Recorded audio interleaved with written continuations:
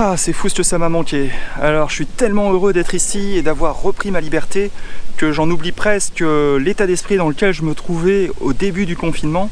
En fait, j'ai assez mal vécu cet enfermement forcé, mais heureusement, mon état d'esprit a rapidement changé grâce à une lecture dans laquelle j'ai pris une leçon de stoïcisme.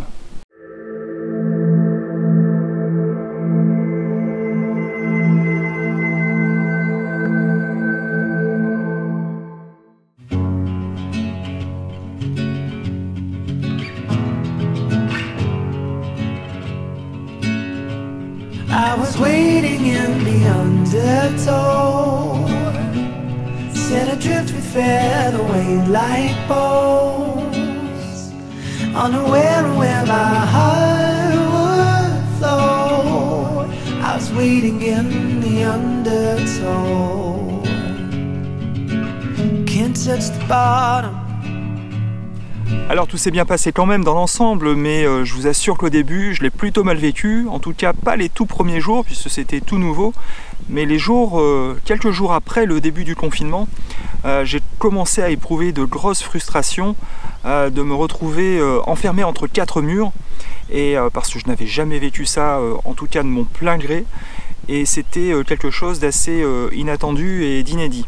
Alors, la première chose, c'est que mes quatre murs ne m'inspirent pas beaucoup. Je n'ai pas forcément fait grand chose, en tout cas de créatif pendant cette période-là, à mon grand désespoir.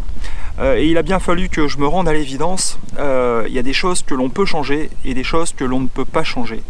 Et c'est tout simplement le principe du stoïcisme. C'est-à-dire qu'il y a des choses qui dépendent de nous et d'autres qui ne dépendent pas de nous.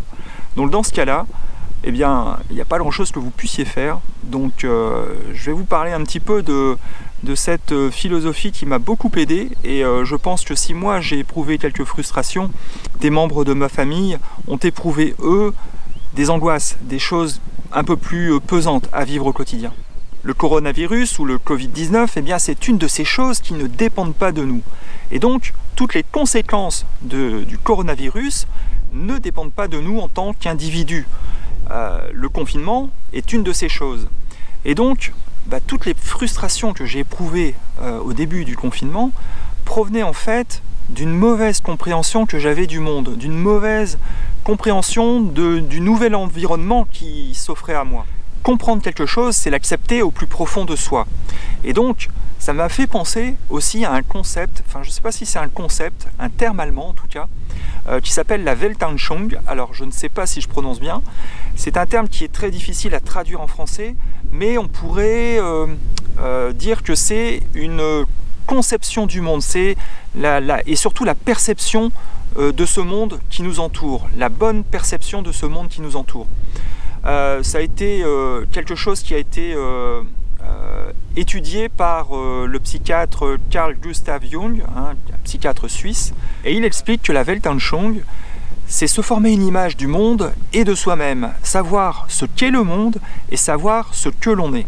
En fin de compte, c'est avoir une connaissance profonde du monde. Donc vous voyez que ça se rapproche beaucoup en fait de ce que disent les stoïciens. Les stoïciens expliquent que comprendre le monde, c'est comprendre que ce qui arrive a des causes, et je ne peux que l'accepter. Et l'angoisse, les frustrations, la colère ne sont que des manifestations de cette non-acceptation. Et lorsque vous êtes angoissé, lorsque vous éprouvez des frustrations, de la colère, eh bien c'est tout simplement parce que vous ne l'acceptez pas. Et le problème, c'est que nous subissons ces émotions. Alors les émotions, les stoïciens les appellent les passions. Et si nous éprouvons ces émotions, eh bien c'est tout simplement parce que nous n'arrivons pas à contrôler nos pensées. Une grande partie de nos peurs proviennent des projections mentales que nous nous faisons. En fait, nous sommes très souvent soit dans l'anticipation du futur, qui n'existe pas encore, ou dans la nostalgie du passé, qui n'existe plus.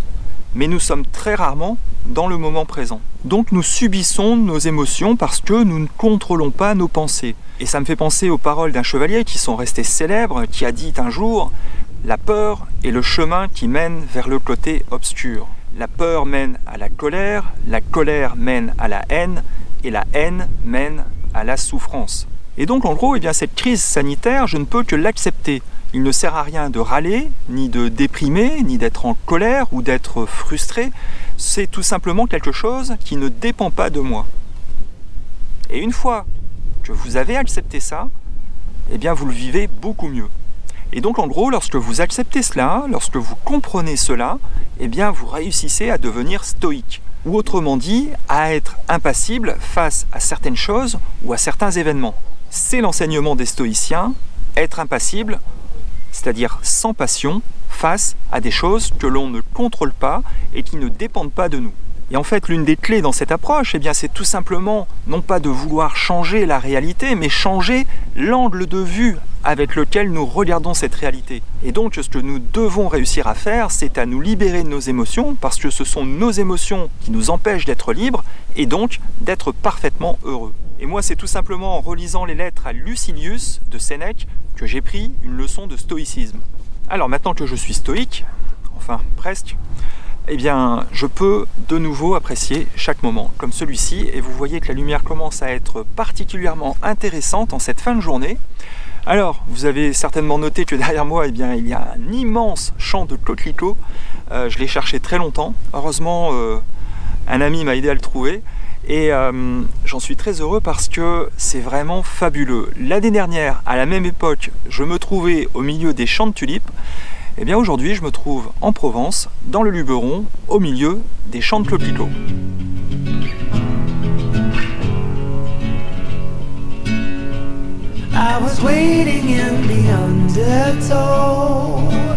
Maintenant, je vais vous expliquer un petit peu ce que je voudrais réussir à faire ce soir, en dehors de photographier le champ de coquelicots.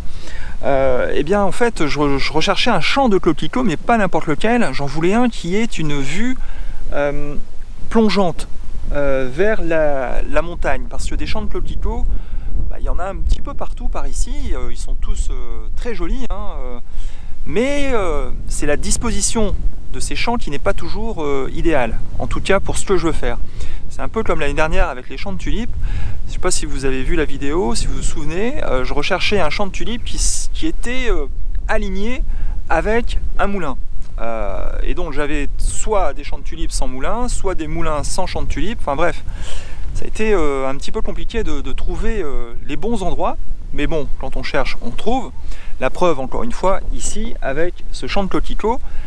Je voulais aussi, idéalement, un sujet, c'est-à-dire un point sur lequel, un point de focus, un point sur lequel l'œil va fixer son regard. Et le champ de coquelicots est très joli, mais il faut quand même quelque chose qui ancre le regard dans le champ de coquelicots. Et il n'y a rien de tel qu'un cabanon de pierre pour faire ça, pour jouer ce rôle. Et là, ici, il y en a un dans ce champ, donc c'est parfait. Et la dernière chose, je voulais que ce champ ait donc une vue sur la montagne du Luberon qui se trouve juste là-bas. Et cerise sur le gâteau, eh bien, le soleil se couche dans cet axe, ce qui procure en fait une lumière latérale horizontale qui est vraiment parfaite. Donc voilà pour les choix de composition. Vous voyez que c'est là qu'il y a vraiment du travail en fait de recherche. Après au niveau des réglages, eh bien c'est très simple, hein. Vous voyez, je suis stabilisé, donc j'ai choisi une ouverture standard. Je suis à F11. J'ai donc une vitesse d'obturation de 1/40e de seconde, ce qui est largement suffisant. Je l'augmenterai certainement un petit peu après parce que vous voyez qu'il y a du vent. Et si je veux réussir à figer les mouvements des coquelicots qui se balancent au gré du vent, je vais devoir augmenter un peu cette vitesse là parce que là elle est un peu faible. Donc on verra comment ça se passe. Et puis les ISO, la sensibilité ISO à son minimum bien évidemment. Voilà, donc après il faut jouer avec la longueur focale pour trouver le meilleur compromis entre le champ de coquelicots, le cabanon de pierre et l'arrière-plan et la montagne du Luberon. Bon, et bien voilà, le soleil a fini par refaire son apparition comme prévu. Vous voyez qu'il est descendu un petit peu plus, enfin je ne sais pas si vous allez voir en fait, mais il est descendu un petit peu plus au-dessus de l'horizon, donc ce qui permet maintenant d'avoir une magnifique lumière latérale horizontale. Enfin, ça révèle en fait toute la texture des fleurs, des pétales des coquelicots. Et avec les vignes derrière qui s'allument aussi, puisque vous voyez que les rangées de lignes, les lignes de vignes plutôt, commencent aussi à se structurer, c'est-à-dire que la lumière commence à dessiner les formes des lignes. Et tout ça c'est magnifique. Alors dernière petite chose, je croise les doigts pour que les nuages qui restent au-dessus de la montagne ne s'en aillent pas, pour que eh bien, le ciel soit aussi intéressant et pourquoi pas, je l'espère, prenne quelques couleurs une fois que le soleil aura complètement disparu et c'est à ce moment là qu'il peut y avoir encore de belles choses dans le ciel. Voilà. Bien écoutez, je vais me remettre au travail puisque c'est maintenant que ça se passe. Voilà, j'ai déjà fait de belles photos, j'espère en tout cas, je pense. C'est pas fini puisque vous voyez que le soleil descend encore au-dessus de l'horizon et j'attends justement le crépuscule pour voir ce qui se passe. Et là je suis en train de me dire qu'en fait je reviendrai bien demain matin puisque si je regarde mon application, le soleil donc se couche là et il va se lever en fait demain matin de ce côté là-bas. Ce qui peut produire en fait une très belle lumière aussi si c'est dégagé demain matin sur la montagne du Luberon. Voilà, donc j'adore ce moment où le soleil disparaît ou même lorsqu'il apparaît. C'est un moment que j'ai toujours trouvé magique. Voilà, c'est ici que je vais vous quitter. Alors j'espère que vous avez aimé cette vidéo, j'espère qu'elle vous aidera à peut-être mieux vivre cette crise sanitaire, hein, en espérant qu'on ne soit plus confiné. En tous les cas, si ça arrive, eh bien, je vous invite à réfléchir à tout ça, à comprendre surtout qu'il y a des choses qu'on ne maîtrise pas, qui ne dépendent pas de nous et qu'il ne sert à rien en fait. Je sais, c'est facile à dire, mais il ne sert à rien de déprimer, d'angoisser ou d'être en colère. Voilà, il faut juste l'accepter et à partir de ce moment-là, je vous assure que tout se passe beaucoup mieux en fait. Et ce principe, vous pouvez l'appliquer à n'importe quoi, hein, tout ce qui ne dépend pas de vous, eh bien acceptez-le tout simplement et soyez en paix avec ça. Moi je l'applique autant que possible en photographie aussi, notamment lorsque les conditions ne sont pas celles que j'attendais. J'en avais déjà parlé un petit peu au niveau des attentes, hein, une des précédentes vidéos sur les déceptions en photographie, et je vous avoue que rester stoïque dans ces moments-là, ça aide beaucoup. Voilà. Donc eh bien je vous laisse ici, je vous souhaite de bonnes photos et puis à bientôt pour de nouvelles aventures. Ciao.